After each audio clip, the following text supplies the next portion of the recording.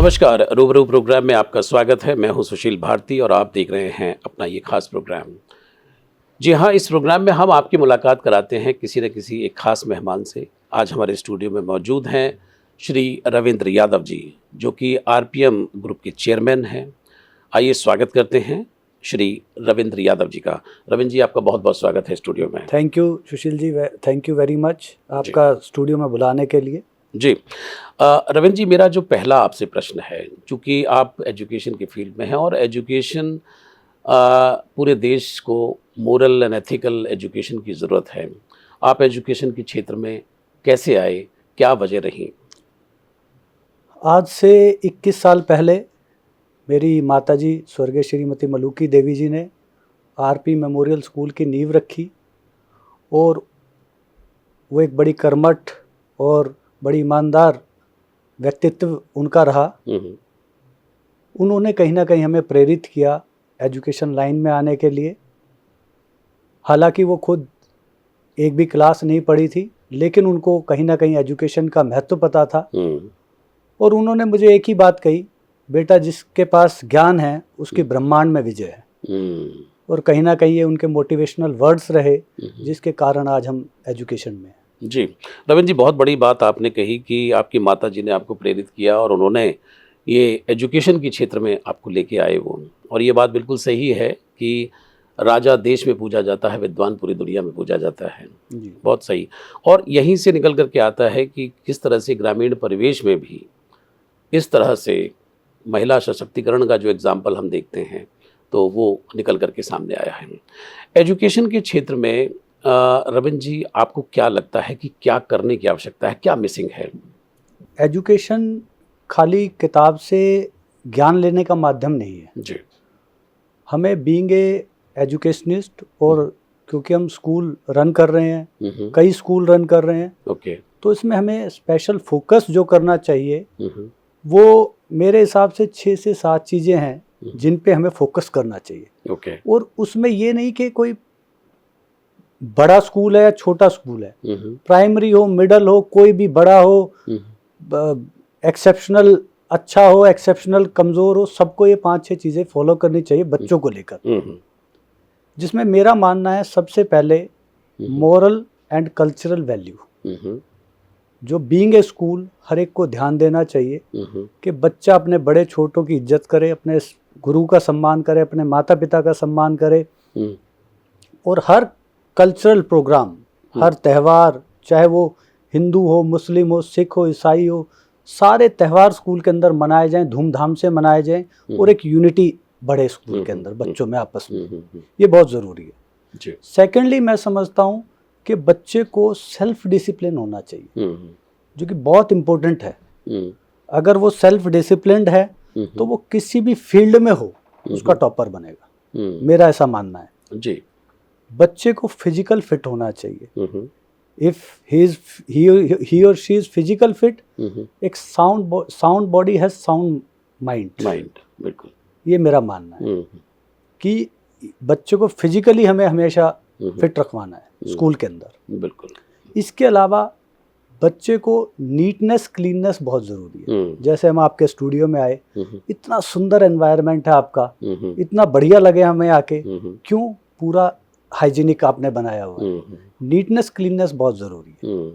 इसके अलावा हम बच्चे को जो नेचर से लविंग, प्लांट्स एंड एनिमल से उसको लगाव ज़रूर सिखाएं। बिल्कुल। अगर उसको प्लांट्स और एनिमल से लगाव होगा, नेचर से लगाव होगा, तो उसके अंदर कहीं ना कहीं सॉफ्टनेस आएगी, सोचने समझने की शक्ति और बढ़ेगी उसकी। और एक मैं समझता हूँ बहुत इम्पोर्टेंट है जी, फूड की वेस्टेज। जी। जो बच्चे खाना आजकल पार्टीज में जाते हैं, प्लेट में अननेसेसरी एक्सेस डाल लेते हैं और छोड़ देते हैं, वो नहीं होनी चाहिए। बिल्कुल। जितना फूड की वेस्टेज बच्चा कम करेगा, ये हमें स्कूल लेवल पे ही सिखाना है और ये स्कूल लेवल का ही पार्ट है। अगर हम ये चीज़ उन बच्चों को सिखाएंगे, क्योंकि जितना फूड की वेस्टेज करेंगे उतना लोगों तक कम अप्रोच होगा। भारत की जनसंख्या 140 करोड़ पे पहुंच रही है, तो ये सोचने का विषय है कि हम स्कूल लेवल पे उन्हें फूड को जितना उनको यूज करना, जितना उनको खाना, उतना ही हम उसको प्लेट में डालें, और प्लस किसी भी तरह की वेस्टेज से बचे। बिल्कुल। रविंद्र जी, आप चूँकि जो प्राइवेट स्कूल एसोसिएशन है, फेडरेशन के आप सेक्रेटरी भी हैं, आप सचिव हैं, मैं आपसे ये जानना चाहता हूँ कि अक्सर प्राइवेट स्कूल्स तमाम तरह की चीज़ों के लिए घेरे में रहते हैं। जैसे कि अभी कुछ एक महेंद्रगढ़ के अंदर एक ऐसा इंसिडेंट हुआ, स्कूल बस जो थी वो एक शराब पी करके एक ड्राइवर जो था स्कूल का, उसने टकरा दिया, और उससे पहले भी कुछ खबरें इस तरह की चल रही थी। आपको क्या लगता है कि जब आप जो प्राइवेट स्कूल ओनर्स हैं उनकी क्या रोल एंड रिस्पॉन्सिबिलिटीज़ हैं, क्योंकि एक बहुत बड़ा काम है ये, क्योंकि एक बच्चा जो है वो मैक्सिमम समय जो है वो स्कूल के अंदर रहता है, उसकी सुरक्षा पॉइंट ऑफ व्यू से या उसका जो भी विकास है, विकास की तरफ तो आप ध्यान दे ही रहे हैं कि जो है, लेकिन सुरक्षा पॉइंट ऑफ व्यू से आप क्या कहना चाहते हैं? जो महेंद्रगढ़ हुआ वो अत्यंत दुखद है। हमें स्कूल के पैराडाइम से सेफ्टी सिक्योरिटी पहली प्रायोरिटी होनी चाहिए जी, और वो हम करते भी हैं। हमारे एसोसिएशन में जितने स्कूल हैं, जितने लोग हमारी एसोसिएशन से जुड़े हुए हैं, सबसे पहला स्कूल के अंदर सेफ्टी और सिक्योरिटी का ही मुद्दा है, बाकी सब चीज़ें बाद में है।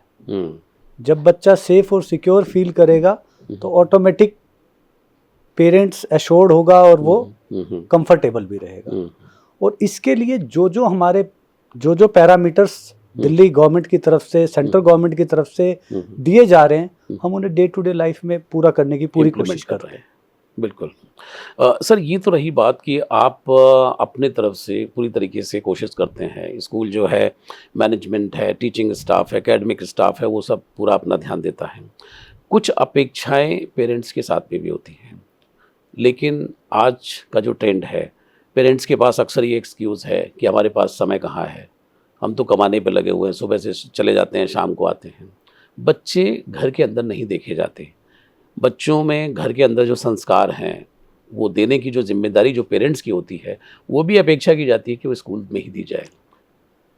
देखिए, जहाँ तक मैं समझता हूँ कि पेरेंट किस लिए कमाने के लिए, किस लिए कमा रहा है, क्या पर्पस है उसका कमाने का? जी, सिर्फ बच्चों के लिए। आप अगर उसकी बातों को सुनेंगे तो एंड में कहेगा जी बच्चों के लिए कर रहा हूँ। तो ये बहुत इम्पोर्टेंट है कि पेरेंट की काउंसलिंग भी करी जाए, स्कूल लेवल पे पेरेंट की काउंसलिंग करें कि वो बच्चों को मॉरल एथिक्स, क्योंकि देखिए स्कूल में, एक स्कूल के पास 2000, 2500, 3000 बच्चे होते हैं, एक क्लास में 30 से 35 बच्चे होते हैं जी। तो टीचर जितना अपना रोल निभा सकता है वो अपना रोल निभाता है, और कहीं ना कहीं उसके बाद पेरेंट की जिम्मेदारी भी पूरी पूरी बनती है, और उसके लिए पेरेंट को भी मोटिवेट किया जाए, मेरा ऐसा मानना है। बिल्कुल। रविंद्र जी, जैसे आपके जो अपने स्कूल हैं, आरपीएम ग्रुप के जो स्कूल्स हैं, उसमें क्या खास बात है जो अन्य स्कूल हैं? सब शिक्षा तो सभी दे रहे हैं, but why is RPM is different from others? देखिए, जैसा मैंने अभी आपको पहले बताया, जो 7 मुद्दे मैंने अपने गिनाए कि जिसमें बच्चे को मॉरल एथिक्स और आपका डिसिप्लिन, सेल्फ डिसिप्लिन और स्पोर्ट्स, और हमारा स्पेशल एसएसए प्रोग्राम चलता है, स्पेशल स्पोर्ट्स एक्टिविटी, जो कि free of cost morning hours में चलती है। बाहर से कोचेस हम अपने अवेलेबल कराते हैं, जिसमें बास्केटबॉल है, स्केटिंग है, ताइक्वांडो है, योगा है, आपका क्रिकेट है, ये सभी हम स्पोर्ट्स अवेलेबल कराते हैं, और उसमें पेरेंट्स से कोई एक्स्ट्रा चार्ज नहीं लिया जाता। वाह, क्या बात है।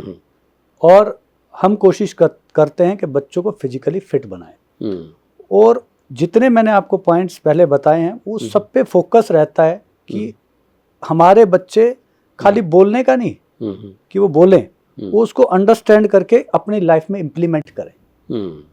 यही एक स्पेशल हमारा एफर्ट्स रहता है। और जो बेस्ट फैसिलिटी, क्योंकि हमारा बजट स्कूल है, मैं आपको ये भी क्लियर करूं कि बजट स्कूल हमारा उत्तम नगर के एरियाज में आता है, तो बजट स्कूल में हम काउंट होते हैं। लेकिन मेरी मदर का एक और कहना था कि बेटा शिक्षा के क्षेत्र को, शिक्षा सबसे पहले होनी चाहिए, उसको व्यवसाय मत बनाना, मिशन रहने देना। ये उनके जो वर्डिक्ट्स थे, आरपीएम ग्रुप पूरा उनको फॉलो करने की कोशिश करता है।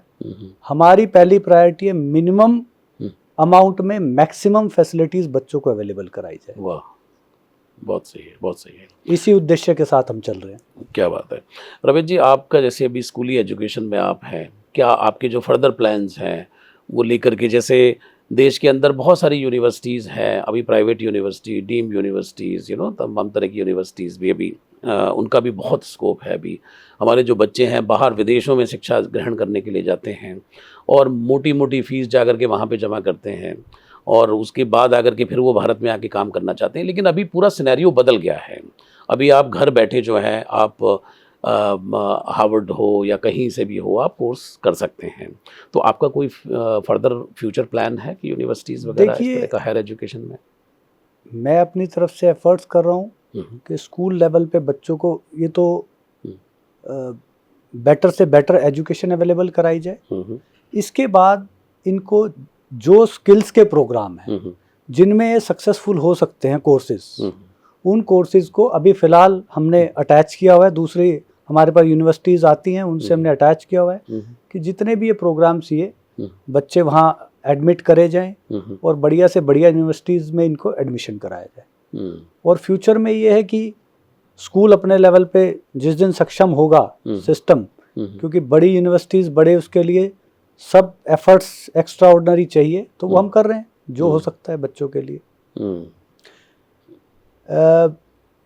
मेरा सिर्फ इतना कहना है कि सुंदर सुर सजाने को मैं साज बनाता हूँ, सुंदर सुर सजाने को मैं साज बनाता हूँ, नो सीखिए परिंदों को मैं बाज बनाता हूँ। क्या बात है, क्या चुपचाप सुनता हूँ शिकायतें सबकी, पर दुनिया बदलने की आवाज बनाता हूँ। कोई चाहे बनाए बुर्जे खलीफा चांद पर, मैं तो कच्ची मिट्टी से ताज बनाता हूँ। क्या बात है, कच्ची मिट्टी से मैं ताज बनाता हूँ। जाहिर सी बात है, वो तो कच्ची मिट्टी है, आप जो उनको रूप देंगे, स्वरूप देंगे, वो उसी में ही ढल जाते हैं बच्चे। संस्कारों को लेकर के थोड़ी सी बातचीत की जाए, क्योंकि संस्कार बहुत मिसिंग हैं। आज जब कॉलेज लेवल पर बच्चे जाते हैं तो वहाँ पे जाकर के ना तो घर से संस्कार मिले और ना स्कूली एजुकेशन में जो भी उन्होंने सीखा पढ़ा जो भी है थोड़ा बहुत वो किया, लेकिन बहुत ज़्यादा ये चीज़ें मिसिंग हैं। आपको क्या लगता है कि इस दिशा में क्या और प्रयास ऐसे किया जाना चाहिए कि बच्चा जो है एक ओवरऑल पर्सनैलिटी उसकी निकल करके आए? देखिए, हमें जैसे मैं आपको अपनी मदर के बारे में बता रहा हूँ, उनके संस्कारों के कारण आज मैं यहाँ हूँ। बिल्कुल, आज आरपीएम, इसीलिए मैंने प्रश्न किया आपसे, इसीलिए चमक रहा है। मैं तो साधारण सी एक किसान फैमिली से हूँ, दिल्ली की हस्ताल गांव मेरा गांव है, और जो वेस्ट दिल्ली के अंदर पड़ता है, विकासपुरी कॉन्स्टिट्यूंसी के अंदर है। आज उनके संस्कारों के कारण हम एजुकेशन में हैं। शिवाजी कॉलेज से मैंने ग्रेजुएशन किया, उसके बाद एमए किया, फिर बीएड किया, फिर कहीं ना कहीं आज एजुकेशन लाइन में जी। तो उसके संस्कार हैं जिसके कारण मैं यहाँ हूँ, और वही संस्कार मैं बच्चों को देने की कोशिश करता हूँ। अपने स्कूल में भी, हमारे स्कूल में कल्चर है कि बच्चे पैर छुएंगे पेरेंट्स के, टीचर्स के। एक गुड हैबिट्स का चार्ट बनाया हुआ है हमने, जिसमें डेली की बातें कि क्यों बच्चा डेली उस गुड हैबिट चार्ट को पढ़ता है। तो मुझे किसी ने प्रश्न किया था कि ये गुड हैबिट चार्ट पढ़ने से क्या होगा। मैंने कहा कम से कम उसके माइंड में ये बात ज़रूर रहेगी कि मुझे ये अच्छी हैबिट्स अपनानी है, ये अच्छे संस्कार अपनाने हैं, कि अपने छोटों को प्यार करना है, बड़ों को सम्मान देना है। ये बहुत मैटर करता है। अपने कल्चर को, अपनी संस्कृति को अडॉप्ट करना है। हमारे यहाँ सारे प्रोग्राम्स होते हैं, स्पेशल मॉर्निंग असेंबली होती है, कोई भी प्रोग्राम होगा उसके लिए स्पेशल मॉर्निंग असेंबली होगी। तो ये सब चीज़ें हम करके कोशिश करते हैं, अपनी तरफ से पूरे प्रयास करते हैं कि हम बच्चों को वो दें जो उनको नीड है, ये तो रही रविंद्र जी बच्चों की बात। अभी हमारे देश के माननीय प्रधानमंत्री जी ने बहुत सारे हमारे जो छात्र हैं उनके साथ इंटरेक्ट किया है, और एक बड़ा अच्छा मुझे ये भी उनका कॉन्सेप्ट लगा कि उन्होंने टीचर्स के साथ भी इंटरेक्ट किया है। टीचर्स को भी अपडेटेड रहने की आवश्यकता है, टीचर्स की भी काउंसलिंग की ज़रूरत है, टीचर्स के लिए भी फैकल्टी डेवलपमेंट प्रोग्राम्स जैसी चीज़ें होनी चाहिए, उनका भी मोरल अप होना चाहिए, उनका भी मोटिवेशन होना चाहिए।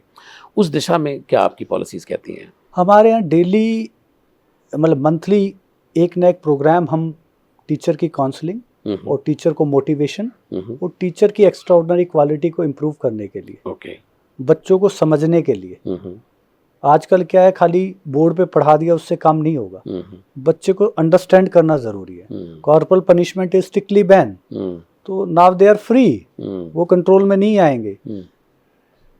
जो मैंने आपको बात कही थी सेल्फ डिसिप्लिन, अब ये पैदा करना ज़रूरी है बच्चों में। तो टीचर को जब ट्रेंड करेंगे, सेल्फ डिसिप्लिन क्रिएट करे वो बच्चे के अंदर, तब वो जाके कहीं ना कहीं बच्चे आपके फिट रहेंगे, स्कूल को अपलिफ्ट करेंगे, पेरेंट अपने एरिया में अपने क्षेत्र में नाम करेंगे। और सबसे बड़ी बात है कि पढ़ेगा इंडिया तो बढ़ेगा इंडिया। बिल्कुल। रविंद्र जी, लास्ट प्रश्न आपसे मैं करना चाहता हूँ कि आपका सोशल सेक्टर में भी काफ़ी दखल है, आप अपने क्षेत्र में जाने जाते हैं सामाजिक सेवाओं के लिए, कि बहुत सारे लोग आपको पसंद भी करते हैं, आप काफ़ी लोकप्रिय भी हैं। तो ये जो सोशल सर्विस करने का या अपनी एजुकेशन से इतर जो समय आपको मिलता है, तो ये क्यों कर पाते हैं? क्या इसकी वजहें हैं? क्या आपके मन में रहता है कि let's give it back to the society, या ये लगता है कि हमारा समाज के प्रति कोई कर्तव्य है? कैसे, मतलब? आपकी इस बात से मुझे कोरोना का वो दौर याद आ गया जी, जब लोग घर से बाहर नहीं निकलते थे। और मैंने देखा कि जितने सोशल लोग थे जो एक्टिव रहते थे, हर वक्त पोस्टर बैनर पे बने रहते थे, एक भी आदमी कोरोना में बाहर नहीं था। और यकीन मानिए, मुझे 21 साल हो गए, मैं घर में बैठना पसंद नहीं करता। कम से कम 12 घंटे काम करने की मुझे हैबिट है। 10 से 12 घंटे काम ना करूं तो मुझे मज़ा नहीं आता जी। तो उस टाइम भी हमने एक सोशल टीम बनाई और कोरोना के दौरान मास्क डिस्ट्रीब्यूशन, फूड डिस्ट्रीब्यूशन और कितने ही जो पॉसिबिलिटीज़ थी वो काम किए। राशन लोगों के घर तक भेजना। तो मुझे कई लोगों ने ये कहा था कि इस टाइम, हालांकि मैं प्रिकॉशन पूरा लेता था, मुझे खास मित्र ने भी कहा कि ये बहुत रिस्की है, आप गलत रिस्क ले रहे हो। तो हालांकि मेरी माँ के आशीर्वाद से मैंने कभी इन चीज़ों की परवाह नहीं करी।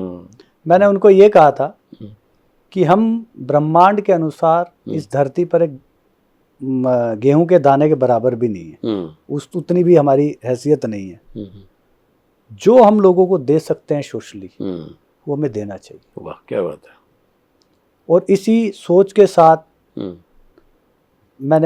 मैं सोशल वर्क करता रहता हूँ और मुझे किसी पद प्रतिष्ठा की ज़रूरत महसूस नहीं करता, ना किसी नाम के लिए करता हूँ। मुझे तसल्ली मिलती है, मेरे मन को तसल्ली मिलती है, इसलिए मैं ये काम करता रहता हूँ सामाजिक। बिल्कुल। रविंद्र जी, आपको तमाम मंचों पे सम्मानित भी किया गया है, तमाम पुरस्कार भी आपको मिले हैं। अभी हाल ही में आपको Netaji Subhash Chandra Bose national award for education आपको प्राप्त हुआ है, उससे आप सम्मानित हुए हैं। कुछ कहना चाहते हैं आप? इसके लिए मैं मेरे ब्रदर प्रवीण शर्मा जी का, जो एसोसिएशन के प्रेसिडेंट हैं, और मारवा साहब का और मारवा स्टूडियो का दिल की गहराइयों से बहुत बहुत धन्यवाद करता हूँ कि उन्होंने मुझे इस सम्मान से नवाजा। और बहुत खुशी है मुझे इस अवार्ड को लेकर जी, क्योंकि सुभाष चंद्र बोस तो अपने आप में एक शख्सियत थे, उनके नाम से अवार्ड मिलना, मैं तो सल्यूट करूंगा इस बात को जी। एक बार फिर आपको पुनः शुभकामनाएं। बहुत बहुत शुक्रिया रविंद्र जी कि आपने अपने दिल की बात हमारे साथ साझा की, और आप इसी तरीके से एजुकेशन में नित नवीन आयाम गढ़ते रहें, ये हमारी शुभकामना है। Thank you very much. अंत में मैं यही कहूँगा कि हमें कभी किसी चीज़ से डरना नहीं चाहिए, घबराना नहीं चाहिए, अपने संकल्प को लेके आगे बढ़ना चाहिए और अपने लक्ष्य की प्राप्ति करनी चाहिए। और कभी हौसला हारने लगो तो मैं समझता हूँ ये हमेशा बात याद रखने वाली है कि टूटने लगे हौसला तो याद रखना बिना मेहनत के तख्तो ताज नहीं होते, वो ढूंढ ही लेते हैं अंधेरों में मंजिलें अपनी, जुगनू किसी रोशनी के मोहताज नहीं होते। जुगनू किसी रोशनी के मोहताज नहीं होते। बहुत बहुत शुक्रिया आपका। Thank you very much. Thank you, thank you. तो दर्शकों, ये थे श्री रविंद्र यादव जी, जो कि आरपीएम ग्रुप के चेयरमैन, हमारे साथ अपने विचार साझा कर रहे थे। और जिस तरीके से उन्होंने कहा कि उठो जागो और अपने लक्ष्य को प्राप्त करो, तो मुझे कहीं ना कहीं जब वो कह रहे थे विवेकानंद की याद आ गई। तो निश्चित रूप से जो कि एजुकेशन के क्षेत्र से वो जुड़े हुए हैं, बहुत अच्छा कार्य कर रहे हैं और हमारी शुभकामनाएं उनके साथ हैं। मुझे उम्मीद है कि आपको इस इंटरव्यू को सुन करके बहुत अच्छा लगा होगा। अगली बार किसी और मेहमान के साथ मैं हाजिर रहूँगा। अब लेता हूँ इजाज़त। नमस्कार।